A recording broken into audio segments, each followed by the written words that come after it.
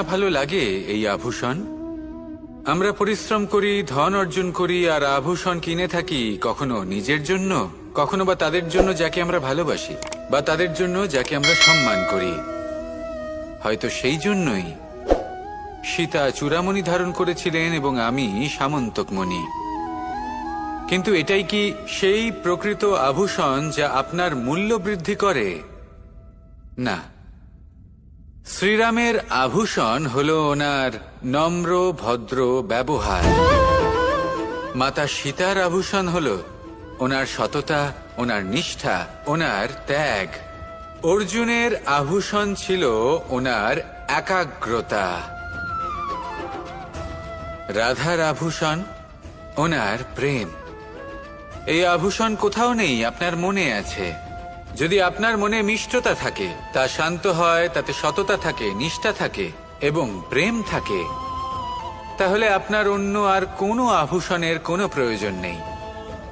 আপনি যতই ভিড়ের মাঝে থাকুন, আপনার ঔজ্জ্বল্য চোখে পড়বে। আসুন আর আমার সাথে ভালোবেসে বলুন, রাধা রাধা। পায়েস হলো আমার বিশেষ প্রিয়। এর মধুর স্বাদ মনকে প্রফুল্ল করে তোলে। ছোটবেলায় মা আমার জন্য পায়েস বানাতেন এবং আমাকে বলতেন যে গরম থাকতে থাকতে খেয়ে নে কানাই, ঠান্ডা হয়ে গেলে ভালো লাগবে না। কিন্তু আমিও দুষ্টু ছিলাম, ঠান্ডা হওয়া পর্যন্ত অপেক্ষা করতাম, আর ঠান্ডা হয়ে যাবার পরে মার কাছে যেতাম আর ওনাকে বলতাম যে মা, পায়েস তো ঠান্ডা হয়ে গেছে, এটা গরম করে দিন। তখন মা হাসতেন আর বলতেন যে পায়েস না হয় আমি আবার গরম করে দেব কানাই, কিন্তু এর মধুর স্বাদ, সেই মিষ্টত্ব, সেই সুবাস, সেটা আবার ফিরে আসবে না। কথাটা সত্যি। আর এই সত্যটাই আমাদেরও জীবনের সত্য। আমাদের জীবনের মধুর সম্পর্কগুলি, এতে যখন কটুভাব প্রবেশ করে, তখন সেই মিষ্টত্ব ফিরিয়ে আনা প্রায় অসম্ভব ব্যাপার হয়ে যায়। আপনি চেষ্টা করে সেই সম্পর্ক ঠিক করতেই পারবেন, তার জন্য অগাধ পরিশ্রম করতে হবে, কিন্তু আবার সেই মিষ্টত্ব কখনো ফিরে আসবে না।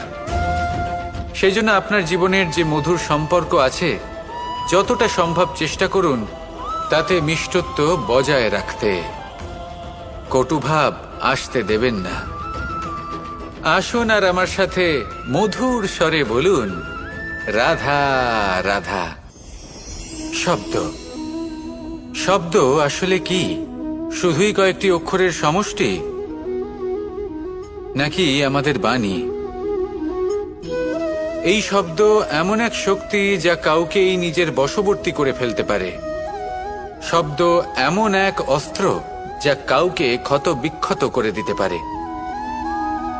এই শব্দ হলো একটি নাদ স্বরূপ, যা কোনো ঘুমন্ত ব্যক্তিকেও জাগিয়ে তুলতে পারে এবং নিজের লক্ষ্যের দিকে অগ্রসর করতে পারে। শব্দে এত শক্তি আছে যে কারোর মনে এতটা আঘাত দিতে পারে যে সে হয়তো জীবনে আর কখনো এগোতেই পারল না।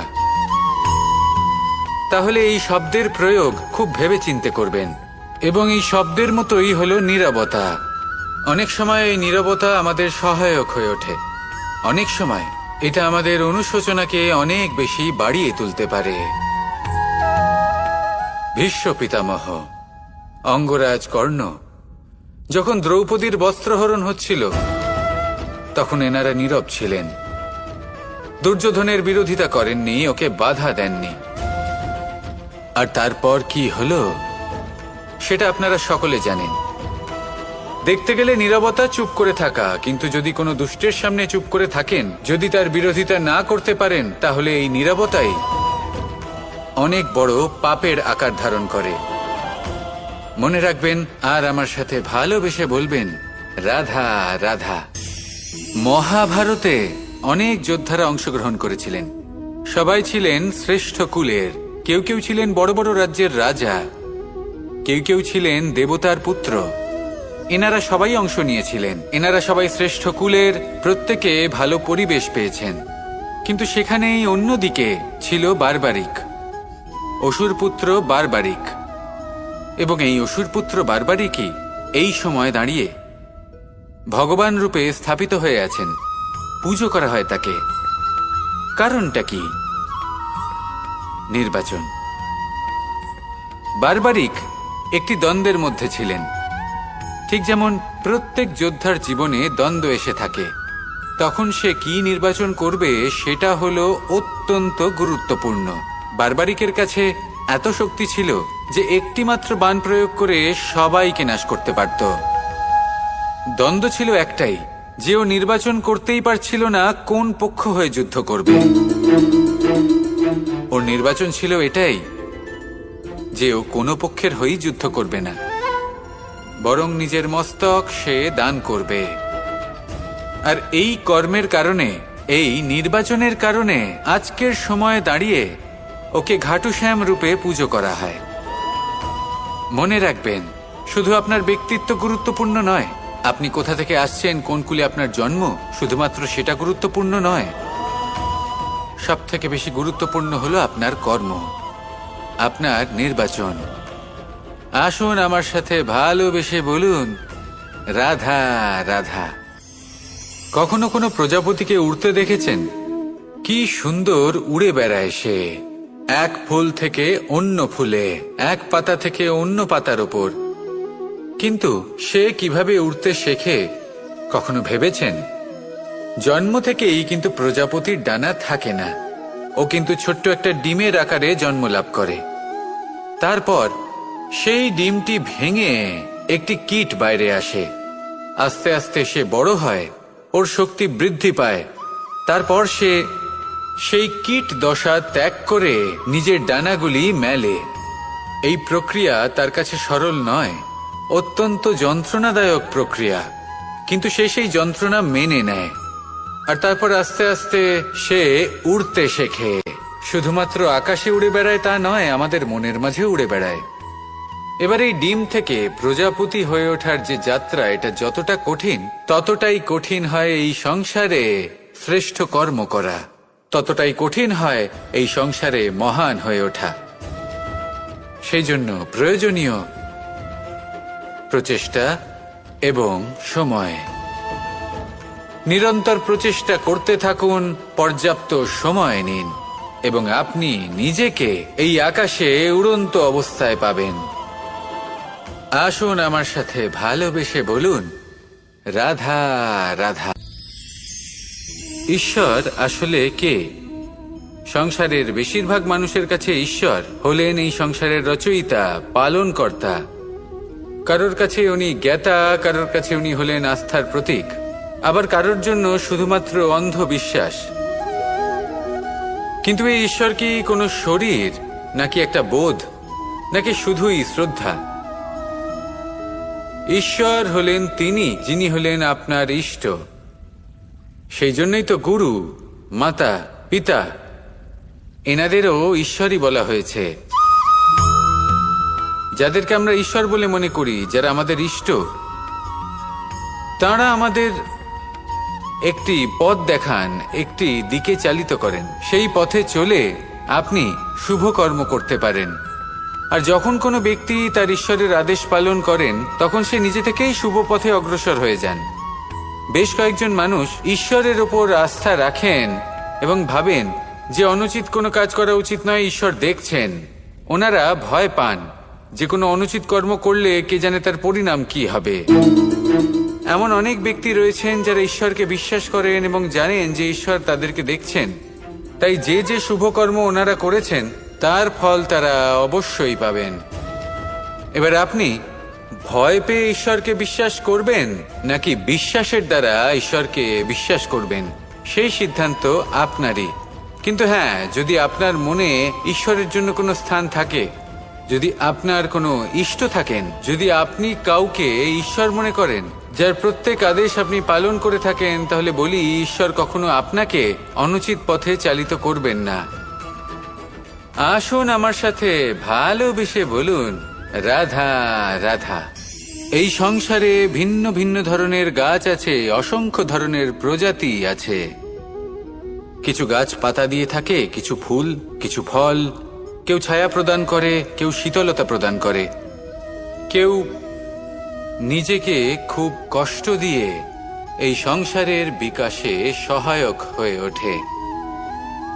কিন্তু এই সবার মধ্যে একটা বিষয় কিন্তু সমান, এরা প্রত্যেকেই পাতা ছাড়া, ফুল ছাড়া, ফল ছাড়া জীবিত থাকতেই পারে, কিন্তু কোনো বৃক্ষই শিকড় ছাড়া বেঁচে থাকতেই পারে না। এটাই হলো রাধার।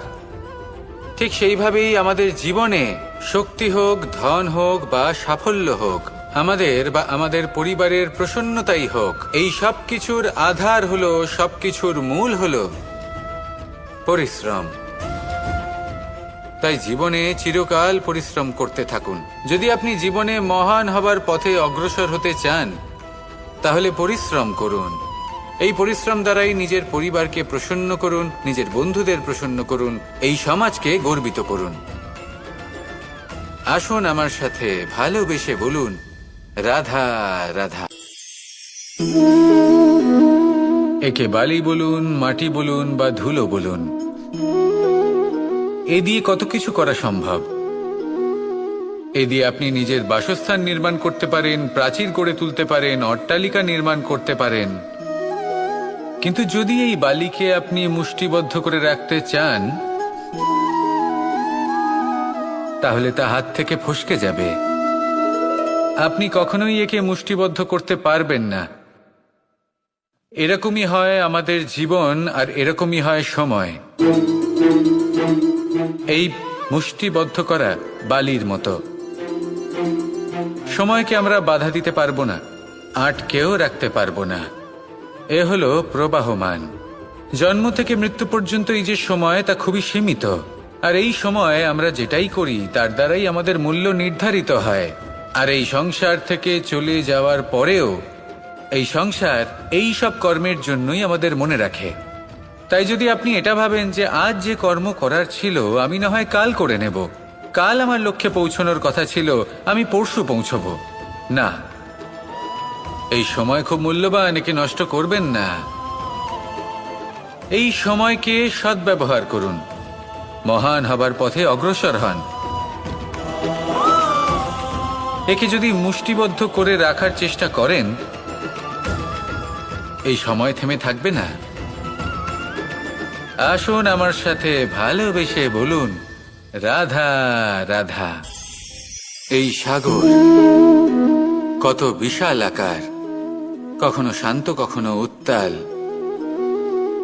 কিন্তু এই সাগরকে এত মহান কে করে তুলল? জল। এবার এই জলের যাত্রা দেখুন, সেটা কতটা কঠিন। এই জল সাগরে থাকে, সূর্য ওকে এতটা উত্তপ্ত করে তোলে যে এই জল নিজের অস্তিত্ব হারিয়ে ফেলে এবং বাষ্পে পরিণত হয়ে হাওয়ায় মিলিয়ে যায়। তারপরে আকাশে যায় আর নিজের অস্তিত্ব আবার হারিয়ে ফেলে, মেঘে পরিণত হয়। তারপর এই মেঘ কোথাও গিয়ে কোনো পর্বতে ধাক্কা খায়, তারপর আবার এই জল নিজের অস্তিত্ব হারায়। তারপরে বর্ষার রূপ ধারণ করে তা বর্ষিত হয়, বা কোনো পর্বতের চূড়ায় তার শিখরে বরফের রূপ ধারণ করে। তারপরে এই বর্ষা মাটির দিকে নিজের যাত্রা শুরু করে। এবার মাটিতে ঝরে পড়া এই বর্ষা স্রোতের আকার ধারণ করে এবং আস্তে আস্তে বইতে থাকে।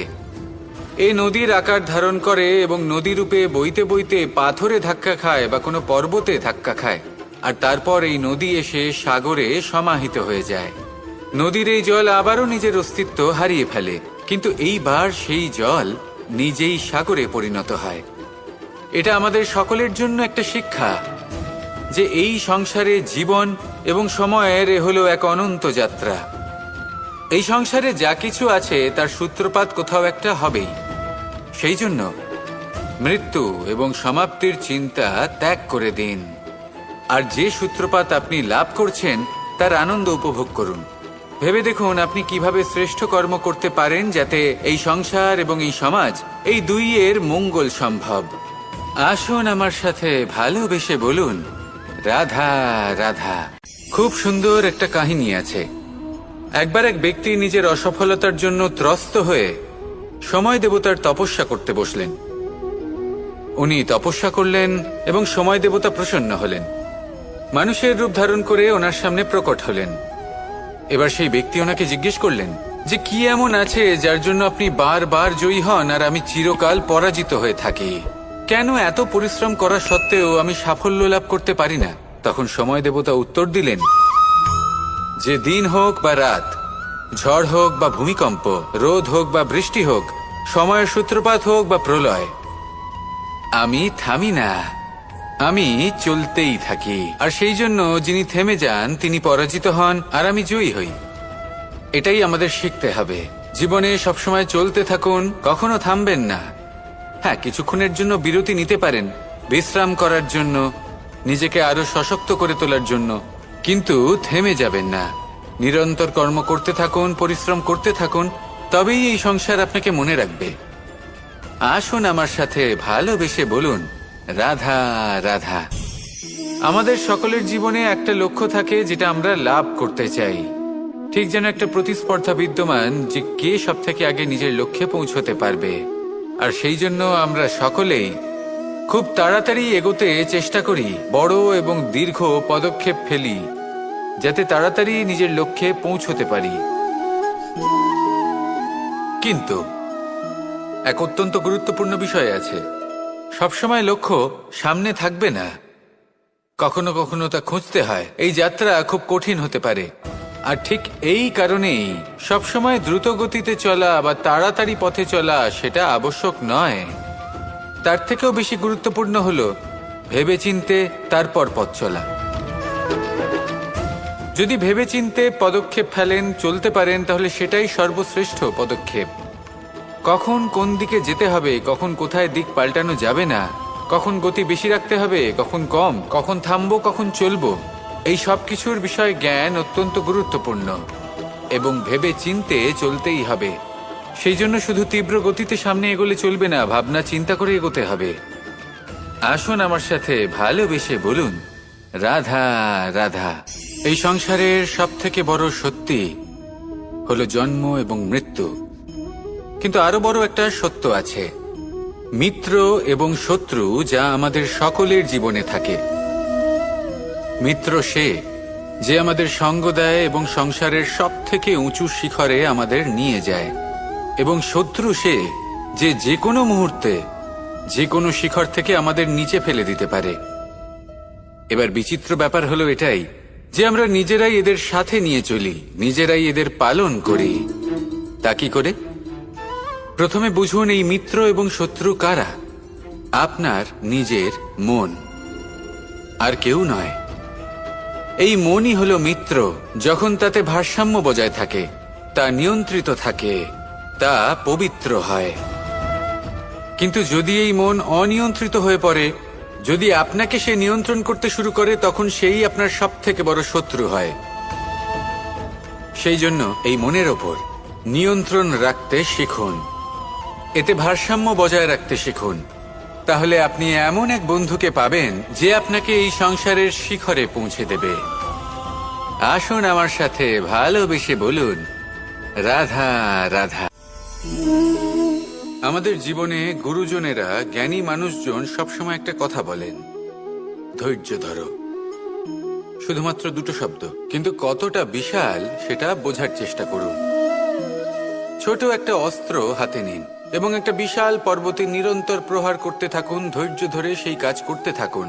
এমন একদিন আসবে, এই বিশাল পর্বতে আপনি একটা পথ তৈরি করবেন। কোনো ধনুর্ধর যখন নিজের বিদ্যা অর্জন করেন, তখন তাকেও ধৈর্য ধরতে হয়, তার নিজেকে সময় দিতে হয়, তবেই সে ধনুর্বিদ্যা শিখতে পারে। সেইভাবে আমাদের জীবনেও ধৈর্য ধরার খুব প্রয়োজন। পরিবারে ধৈর্য রাখতে পারলে তাহলে আস্তে আস্তে দেখবেন প্রেম বৃদ্ধি পাচ্ছে।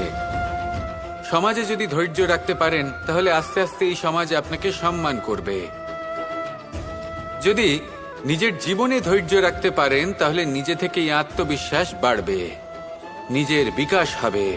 জীবনে সবই সম্ভব যদি ধৈর্য রাখতে পারেন। হয়তো আস্তে আস্তে হবে, কিন্তু হবে অবশ্যই। শুধু ধৈর্য রাখুন, কারণ ধৈর্যই সব থেকে বড় পুঁজি।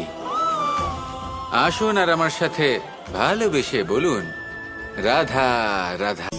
অনেক সময় আমরা জীবনে অনেক মানুষকে এমন বলতে শুনে থাকি যে আমি অসফল হয়েছি কারণ আমার সময় ভালো যাচ্ছিল না। আমি এই জিনিসটা লাভ করতে চাইছিলাম কিন্তু করতে পারলাম না কারণ আমার সময়টা ভালো যাচ্ছিল না। আমি আমার জীবনে ওই মহান কাজটা করতে চাইছিলাম কিন্তু করতে পারলাম না। কেন? কারণ আমার সময়টা ভালো যাচ্ছিল না। কিন্তু যে মুহূর্তে ভালো সময় আমার জীবনে আসবে, আমি সব কিছু প্রাপ্ত করব। এমন প্রায় প্রত্যেকেই বলেন। আসুন একটা কথা বোঝা যাক। একজন মালিকে দেখুন, সে প্রত্যেক দিন গাছের সেবা করে, তাকে জল দেয়, তার যত্ন আত্তি করে। কেন প্রত্যেক দিন সেই গাছ ফল দেয় না? সঠিক সময় এলে তবেই সেই গাছ ফল দেয়, কিন্তু প্রত্যেক দিন মালি তার সেবা করে, তাকে যত্ন করে। শুধুমাত্র তখন করে না যখন সেই গাছ ফল দিতে সক্ষম। আর যদি মালি গাছের যত্ন প্রতিদিন না করে, তাহলে হয়তো সেই গাছ ফল দিতেই পারবে না। এটাই হলো আমাদের জন্য একটা শিক্ষা। যখন সময় আমাদের জন্য অপেক্ষা করে না, তখন আপনি সময়ের জন্য কেন অপেক্ষা করছেন? ভালো সময়ের জন্য অপেক্ষা করবেন না। ভালো এবং শুভ কর্ম দ্বারা ভালো সময়কে নিজের কাছে টেনে আনুন। নিরন্তর কর্ম করুন, পরিশ্রম করতে থাকুন। শুভ সময় আপনা থেকেই আপনার কাছে আসবে। আসুন আমার সাথে ভালোবেসে বলুন, রাধা রাধা। আমাদের জীবনে যখনই আমরা কোনো বড় দায়িত্বের সম্মুখীন হই, তখন আমরা তার থেকে দূরে পালাই। আর এই অজুহাত দিই যে না না, এত বেশি ভার বহন করার যোগ্যতা আমার নেই, আমি করতেই পারবো না। দেখুন, এই সংসারে ভিন্ন ভিন্ন ধরনের গাছ আছে, ছোট গাছ, বড় গাছ, কিন্তু বটগাছের মতো বড় এবং নিবিড় গাছ আর একটাও নেই। সে নিঃস্বার্থভাবে এই সংসারকে সেবা করে যায়, ছায়া প্রদান করে, শীতলতা প্রদান করে। আর যখন এমন সময় আসে যখন তার ওপর বোঝা অত্যন্ত বেড়ে যায়, সে কিন্তু কোনোভাবেই ভেঙে পড়ে না। তখন সে নিজের নিঃস্বার্থ কর্মের ফল লাভ করে, সেই নিঃস্বার্থ কর্ম যা সে করেছে। তার দেহ থেকে ছোট ছোট ঝুড়ি বার হয় এবং তা কাণ্ডের আকার ধারণ করে। সেই কাণ্ড মাটির কাছে পৌঁছয় এবং তারপর তা বটগাছের সহায়ক হয়ে ওঠে। সে ভেঙে পড়ে যায় না। এইভাবে আপনিও জীবনে নিঃস্বার্থভাবে সবার সেবা করুন, ভালোবাসুন, সবাইকে সাহায্য করুন। যেদিন আপনার ওপর বোঝা অত্যন্ত বেড়ে যাবে, সেদিন এই সব মানুষ আপনাকে সাহায্য করার জন্য আসবেন, আপনার শক্তি হয়ে উঠবেন।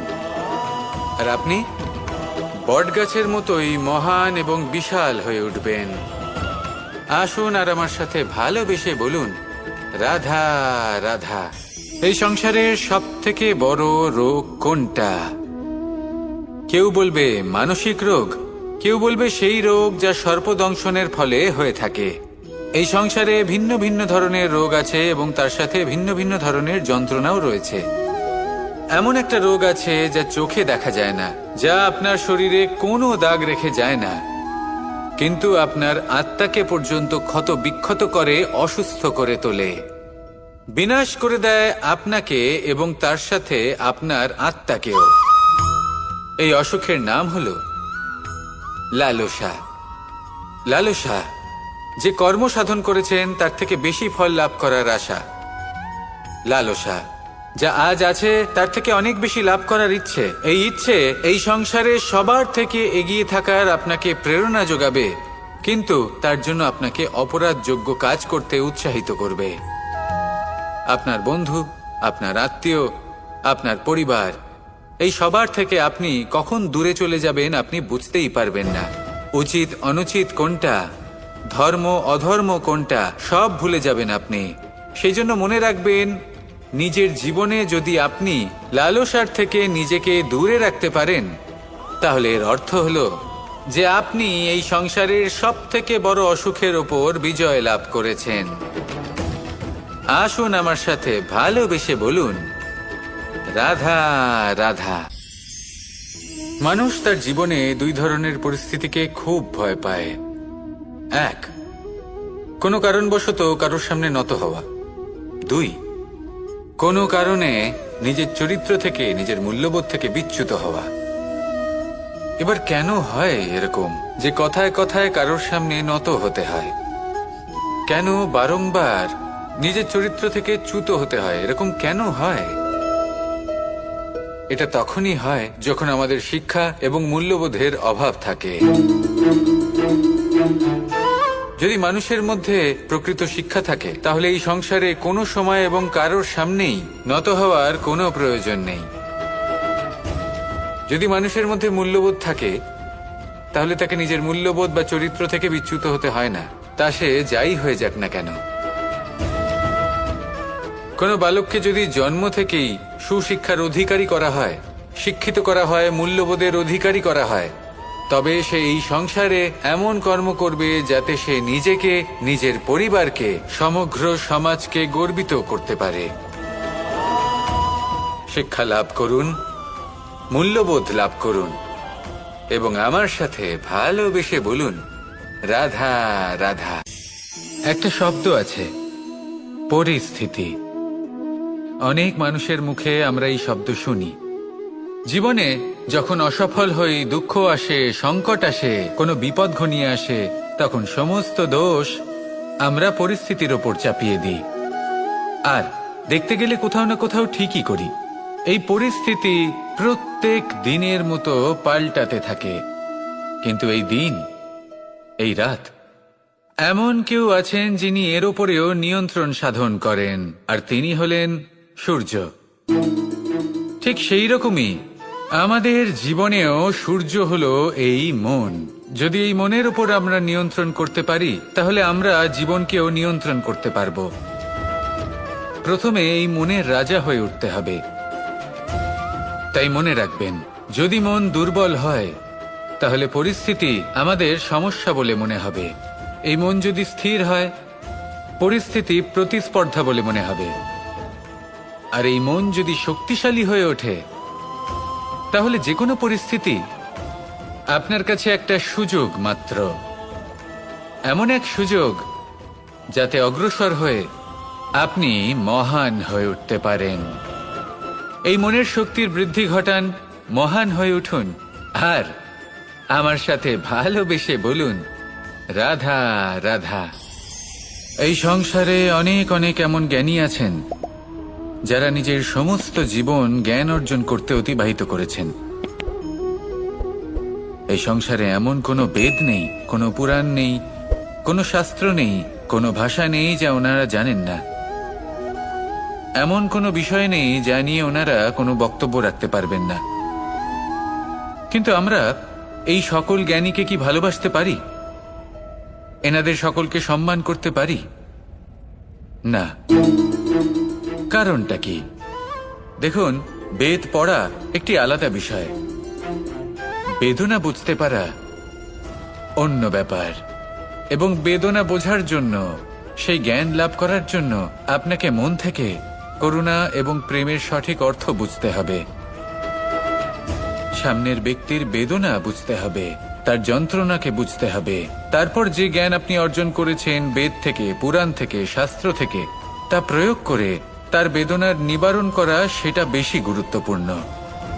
সেই জন্য জীবনে শুধুমাত্র শাস্ত্র এবং বেদ পড়ে জ্ঞান অর্জন করতে সময় নষ্ট করবেন না।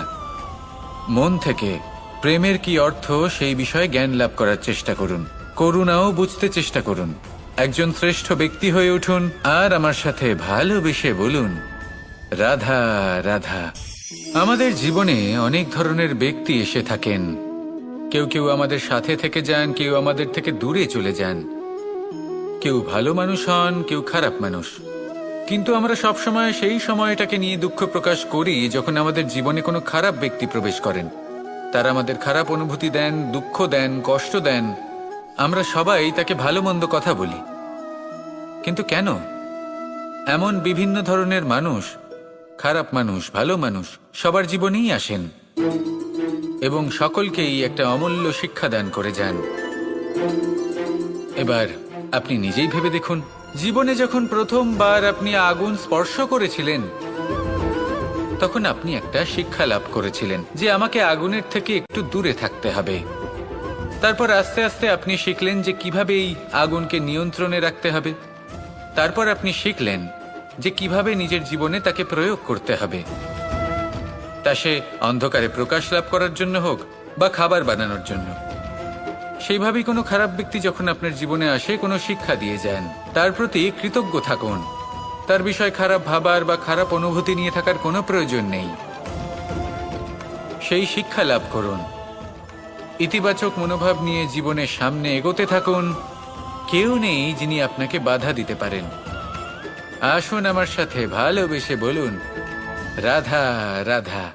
আভূষণ, কার না ভালো লাগে এই আভূষণ? আমরা পরিশ্রম করি, ধন অর্জন করি, আর আভূষণ কিনে থাকি, কখনো নিজের জন্য, কখনো বা তাদের জন্য যাকে আমরা ভালোবাসি, বা তাদের জন্য যাকে আমরা সম্মান করি। হয়তো সেই জন্যই সীতা চূড়ামণি ধারণ করেছিলেন এবং আমি সামন্তকমণি। কিন্তু এটাই কি সেই প্রকৃত আভূষণ যা আপনার মূল্য বৃদ্ধি করে? না। শ্রীরামের আভূষণ হলো ওনার নম্র ভদ্র ব্যবহার। মাতা সীতার আভূষণ হলো ওনার সততা, ওনার নিষ্ঠা, ওনার ত্যাগ। অর্জুনের আভূষণ ছিল ওনার একাগ্রতা। রাধার আভূষণ ওনার প্রেম। এই আভূষণ কোথাও নেই, আপনার মনে আছে। যদি আপনার মনে মিষ্টতা থাকে, তা শান্ত হয়, তাতে সততা থাকে, নিষ্ঠা থাকে এবং প্রেম থাকে, তাহলে আপনার অন্য আর কোনো আভূষণের কোনো প্রয়োজন নেই। আপনি যতই ভিড়ের মাঝে থাকুন, আপনার ঔজ্জ্বল্য চোখে পড়বে। আসুন আর আমার সাথে ভালোবেসে বলুন, রাধা রাধা। পায়েস হলো আমার বিশেষ প্রিয়। এর মধুর স্বাদ মনকে প্রফুল্ল করে তোলে। ছোটবেলায় মা আমার জন্য পায়েস বানাতেন এবং আমাকে বলতেন যে গরম থাকতে থাকতে খেয়ে নে কানাই, ঠান্ডা হয়ে গেলে ভালো লাগবে না। কিন্তু আমিও দুষ্টু ছিলাম, ঠান্ডা হওয়া পর্যন্ত অপেক্ষা করতাম, আর ঠান্ডা হয়ে যাওয়ার পরে মার কাছে যেতাম আর ওনাকে বলতাম যে মা, পায়েস তো ঠান্ডা হয়ে গেছে, এটা গরম করে দিন।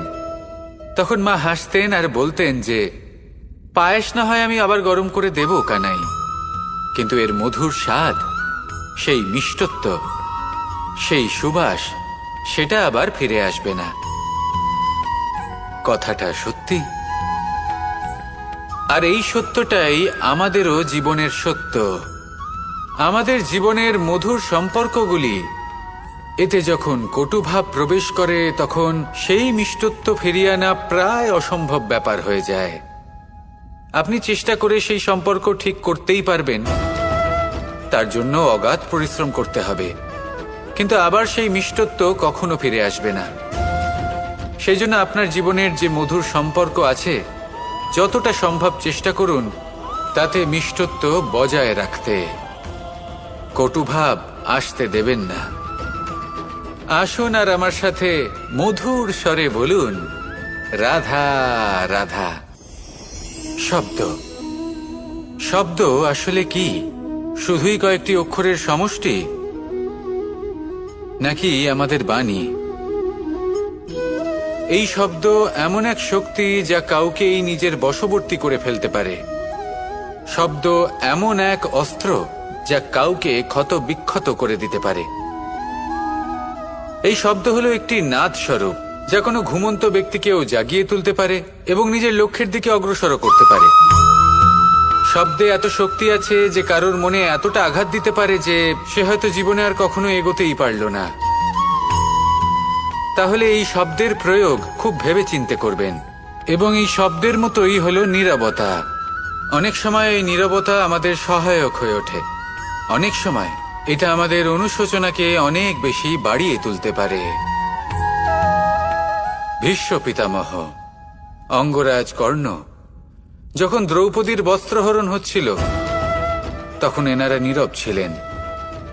দুর্যোধনের বিরোধিতা করেননি, ওকে বাধা দেননি। আর তারপর কি হলো সেটা আপনারা সকলে জানেন।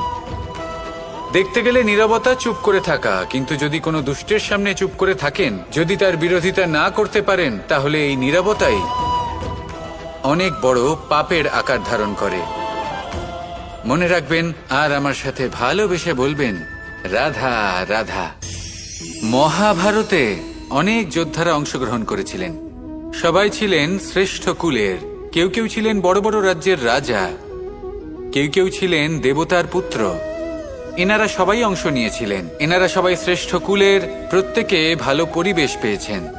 কিন্তু সেখানেই অন্যদিকে ছিল বারবারিক। অসুরপুত্র বারবারিক, এবং এই অসুরপুত্র বারবারিকই এই সময় দাঁড়িয়ে ভগবান রূপে স্থাপিত হয়ে আছেন।